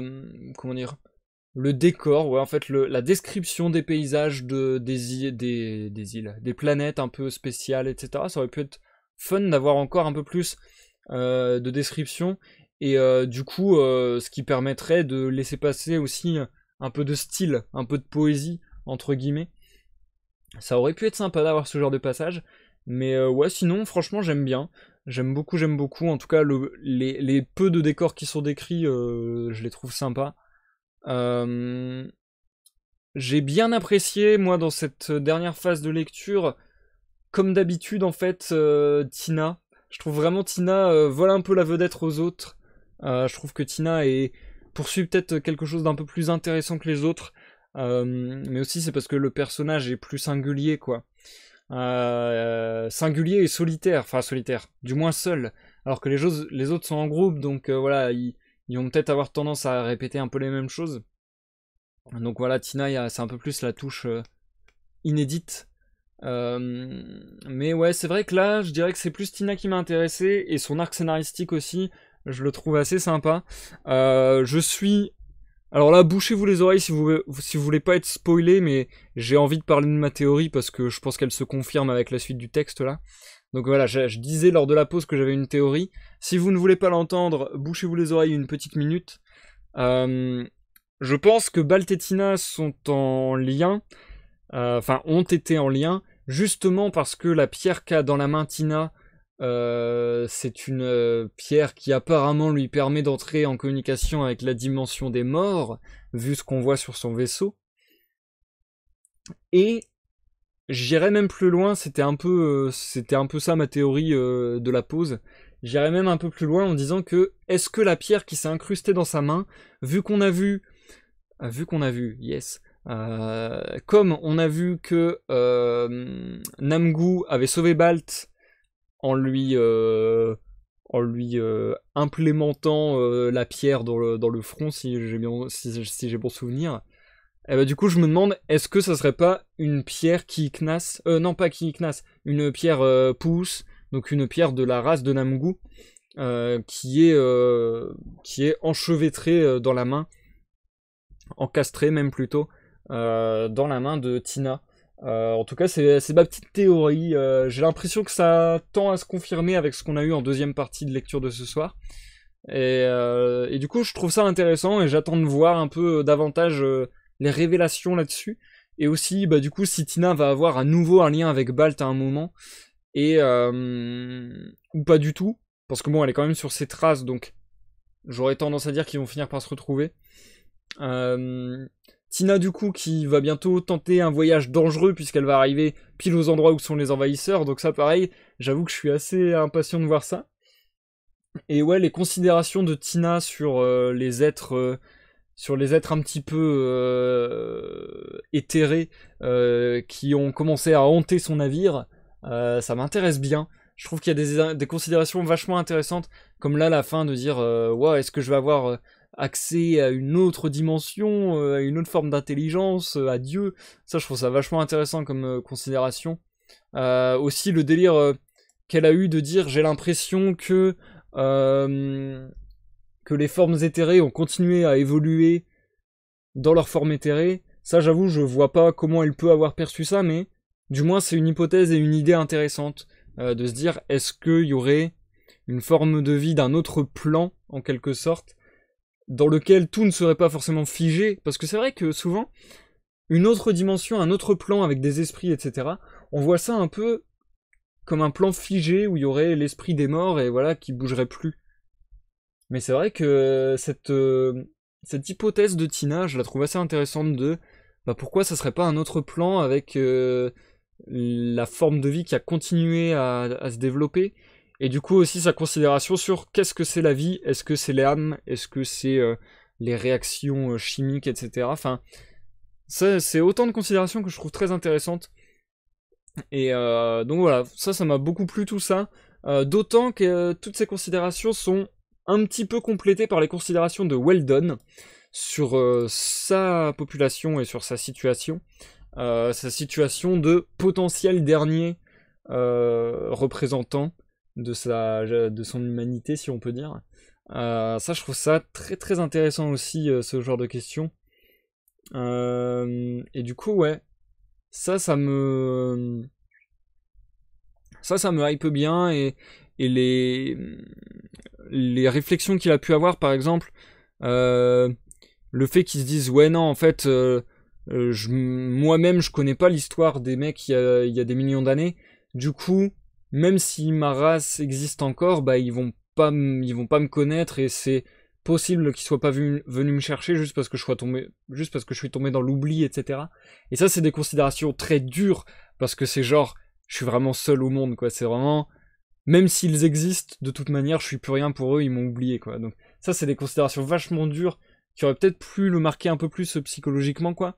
Mais en même temps, qui sont vachement intéressantes, du coup, je trouve, à imaginer, à se dire, putain, ouais, en fait, si ça se trouve, toute sa population est morte. Si ça se trouve, sa population existe encore, mais elle a tellement évolué qu'ils s'en battent les couilles de lui. Enfin, tout ce genre de considérations, je trouve que c'est des considérations qui donnent le vertige et qui peuvent être assez folles. Et, euh, et qui vont bien, en fait, avec le thème global de Columbus, je trouve. Parce que très souvent, quand on fait quelque chose dans l'espace, l'un des thèmes fondamentaux, je dirais, c'est le concept d'infini. Et du coup, bah là, ça ramène clairement à l'infini du temps et de l'espace. Là, en l'occurrence, du temps, en mode, bah, ils sont peut-être morts des millions d'années, ou bien ils ont évolué, et du coup, on est à des millions d'années d'évolution, donc on se comprendra plus.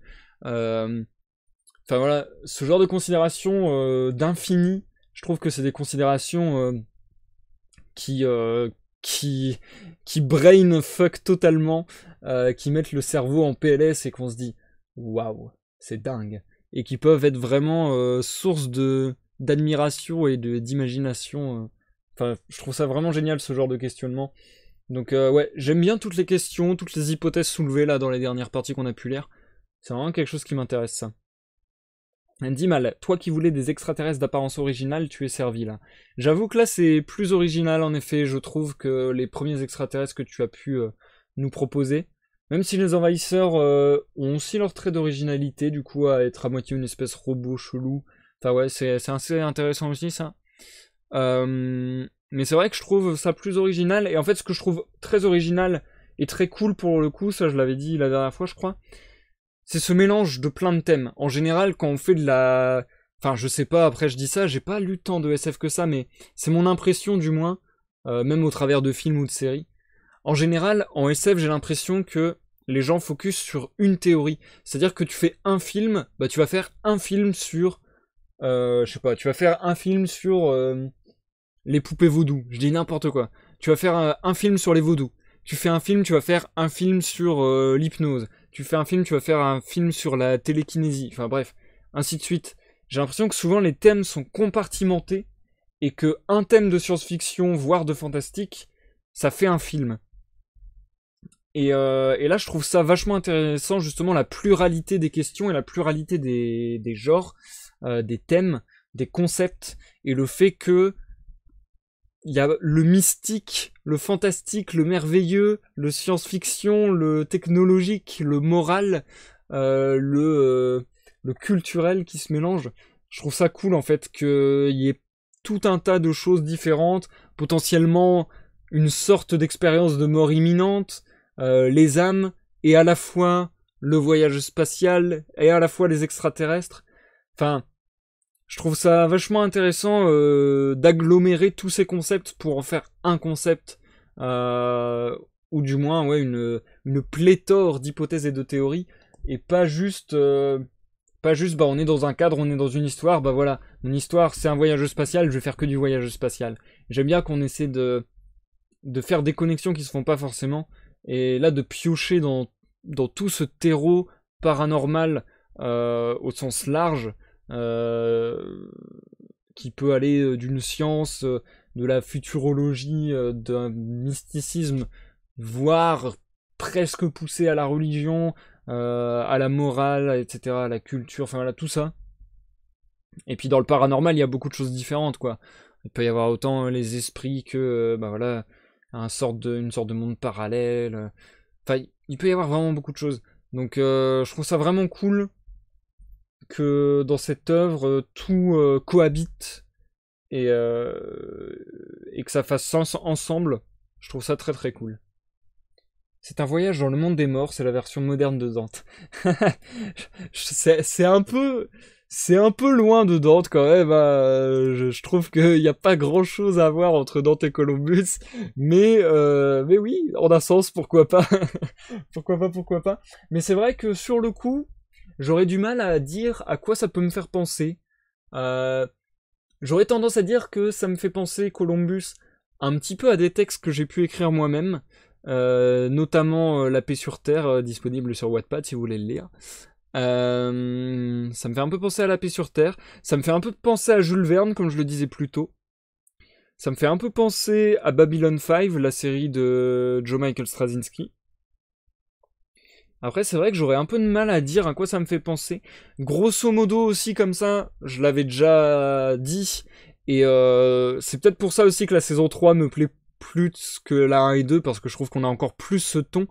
Ça me fait vraiment penser à un ton jeu de rôle, en fait. Je trouve vraiment que ça fait un ton d'aventure jeu de rôle. Donc ouais, on sent le mastering... enfin le maître du jeu d'un jeu de rôle qui a écrit des scénarios et du coup qui organise ces histoires un peu dans ce flow là. Donc ouais, pour moi c'est vraiment autant de bonnes choses que ça me rappelle, que ça m'inspire. Donc ouais, franchement, chapeau d'Imal. C'est plutôt des comparaisons qui se prennent, je pense. Sur ce, je crois que je vais y aller, chers amis. Je vais pas faire durer le live plus longtemps, j'ai déjà bien parlé. Je vais vous souhaiter à tous une bonne soirée, une bonne nuit. Merci à tous ceux qui sont passés, merci Dimal, merci Zikael, merci à tous ceux dans l'ombre, merci à ceux qui m'auront regardé en rediffusion sur YouTube. Je rappelle, n'hésitez pas à laisser des commentaires, à poser des questions, à faire des remarques pour notre auteur Damien Allemand, qui se fera une joie de vous répondre, ça pourrait lui être utile en plus, donc vraiment n'hésitez pas. Ça serait super sympa de votre part. N'hésitez pas à mettre un pouce vert. Non, c'est plus les pouces verts. Mettez un pouce bleu. Enfin, non, d'ailleurs, ils sont même plus bleus non plus, je crois. Mettez un pouce vers le haut ou un pouce vers le bas, selon votre appréciation. N'hésitez pas à laisser un commentaire, que ce soit sur l'œuvre ou sur la lecture, ou sur le live globalement. Écoutez, n'hésitez pas aussi à checker toutes les playlists, parce que bon, j'ai fait quand même pas mal de lectures différentes. Il y en a peut-être d'autres qui vous plairont. Et sur ce, j'ai dit tout ce que j'avais à dire. Encore un grand merci à Zikael pour ton resub et merci à Chris pour ton follow. Je vous dis à la dernière fois. Waouh. Je vous dis à la dernière fois. Voyage dans le passé. Et c'est ainsi qu'ils entrèrent dans la 4e dimension. Bref. Du coup, oui, je disais... On se retrouve la prochaine fois pour de la découverte sur l'univers de League of Legends. Ça sera dimanche à 21h, je sais plus ce qu'on lit. Si, c'est une nouvelle sur Yorick. Donc voilà, dimanche, découverte de League of Legends sur Yorick. Mardi, on termine la lecture de Columbus, le voyage sans retour. Et cette fois-ci, on termine la saison 3 et l'œuvre. Donc voilà, ce sera vraiment la fin. Donc n'hésitez pas à être là pour le grand final. Et sinon, mercredi, live sur Sea of Thieves, avant vraisemblablement une petite pause de une semaine, grosso merdo, dans les lives. Voilou. Je vous souhaite à tous une bonne soirée, une bonne nuit, encore une fois, et vous dis à la prochaine pour une prochaine lecture, une prochaine découverte, ou peut-être une prochaine partie de gaming. Bye bye.